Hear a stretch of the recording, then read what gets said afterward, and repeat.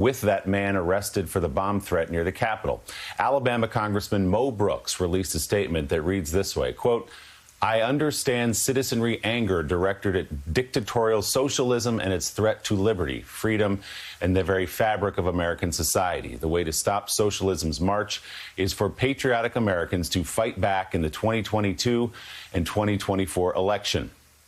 I strongly encourage patriotic Americans to do exactly that, more so than ever. He did earlier pray for the safety of the Capitol Police as well. Congressman Brooks was one of the Republican lawmakers, you'll remember, who spoke at the Trump rally ahead of the January 6th insurrection at the Capitol and voted in favor of challenging the 2020 election results. Brooks was ridiculed by Democrats as well as by Republican Congressman Adam Kinzinger, who tweeted, are we going to be the party that keeps stoking sympathy for domestic terrorists and pushes out truth, or finally take a stand for truth?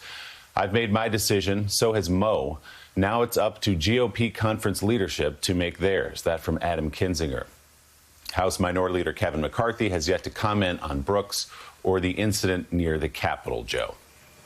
Yeah, it's remarkable that the leader of the Republicans in the House hasn't condemned a fellow member who actually was praising a domestic terrorist, a potential domestic terrorist who delivered a tirade, this according to the Washington Post, over Facebook Live video in which he assailed Biden and the Democrats, called for a revolt against the federal government, and claimed there were other patriots waiting in vehicles elsewhere in D.C. Quote, the revolution is on. It's here.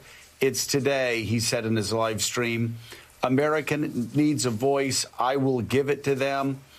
And then went on attacking Willie.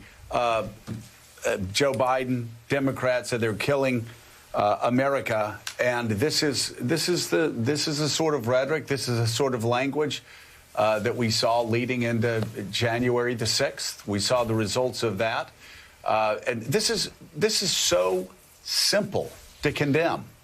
You have someone who's a domestic terrorist who says he has a bomb by the Library of Congress right across the street from the United States Capitol, and you have a member of Congress praising him. It's un-American, and I just wonder what Republicans would say of Democrats if Democrats were praising domestic terrorists that were calling for an insurrection against the United States government. And just to remind people, at that January 6th rally before the assault on the Capitol, it was Congressman Brooks who told the crowd to, quote, start taking down names and kicking ass. That was his quote before that crowd did, in fact, go to the Capitol. Let's bring in professor at Princeton University, Eddie Glaude Jr., and New York Times reporter and MSNBC national security analyst, Michael Schmidt. Good morning to you both. Eddie, let me begin with you. We can be thankful that there was no bomb in that truck, that there was no explosion, that no one was hurt yesterday. But what do you think when you hear his rant on Facebook, and then you hear a Republican congressman, who I'm sure is not alone in his sentiment, offering his support to the man? Well, it makes concrete. Good morning, Willie. It makes concrete that the domestic terror threat is real. We know what has happened since January 6th. That the stoking of resentment among those fellow Americans who feel marginalized, who feel that they're being replaced, that it stands in some ways, Willie, on the precipice of violent reaction. And so this was a concrete example of the potential of that powder keg in some ways. But it's also the cynical nature of the politicians who tried to exploit that resentment, who tried to exploit that sense of being marginalized and alienated. So Congressman Brooks is trying to, in some ways, render, although he might say that this is a terrorist act, he still, like respond to the folks in January 6th. They describe these people as patriots at times. And so there is a debate about what constitutes patriotism here. Some of us want to describe these folk as domestic terrorists. That's what they are. Other people want to see them as patriots defending an America that's under threat. So we see here very concretely the danger that faces the nation, it seems to me, Willie. You know, Michael Schmidt, as Eddie said, the threat from domestic terrorism is real. It remains with us. Not only that, but you have Republican members of Congress, elected Republicans, actually voicing support for somebody who says he has a bomb and says he's going to start the revolution and going to blow up the Library of Congress or Congress itself. And yet, no condemnation from Kevin McCarthy.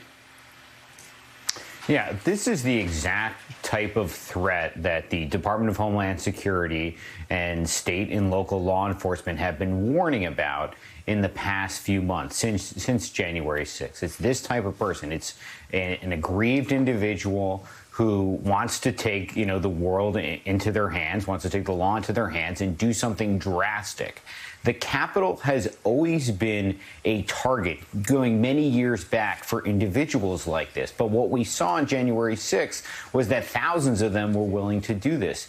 And unfortunately, if you talk to law enforcement analysts and folks looking at this problem across the country, it's that there are many, many more of these people sitting around today willing to do this, thinking about doing this, seeing this, going onto Facebook, talking about it, and then, like this individual, broadcasting it on Facebook. So the Capitol, which always had people that were crazy from across the country that wanted to come there to do something, and at times there would be standoffs and different violence. It has just enhanced it. January 6th has made it an even bigger shrine to these individuals, and the unfortunate legacy of that day living on as an attraction for more and more people to want to go up there and to gain attention